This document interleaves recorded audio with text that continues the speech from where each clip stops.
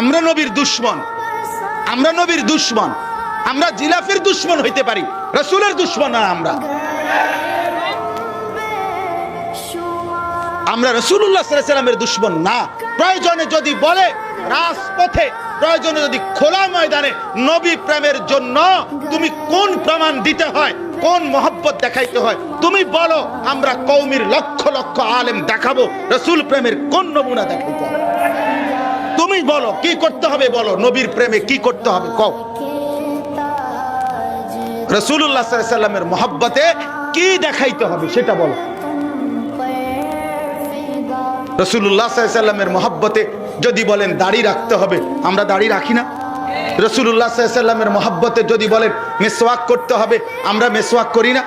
রাসূলুল্লাহ সাল্লাল্লাহু আলাইহি ওয়াসাল্লামের মহব্বতে দস্তরখান বিছাইতে হবে, আমরা দস্তরখান বিছাই না। রাসূলুল্লাহ সাল্লাল্লাহু আলাইহি ওয়াসাল্লামের মহব্বতে দুরুদ সালাম পড়তে হবে, আমরা দুরুদ সালাম পড়ি না। রাসূলুল্লাহ সাল্লাল্লাহু আলাইহি ওয়াসাল্লামের মহব্বতে মদিনা রওজা পাকে যাইতে হবে, আমরা ইনশাআল্লাহ কসম করে বলি বাংলাদেশে কওমি মাদ্রাসার আলেমদের চাইতে বেশি কেউ মক্কা মদিনার জিয়ারতে যায় না। সারা বাংলাদেশের আলেম সব কওমি মাদ্রাসার, সব মদিনার মধ্যে মক্কার মধ্যে যেদিক দিয়ে হাঁটে দেখা যায় উলামায়ে কেরাম উমরায় আসছে মাহে রমজান পালন করতে। এরা সব রাসূলের দুশমন হয়ে গেল।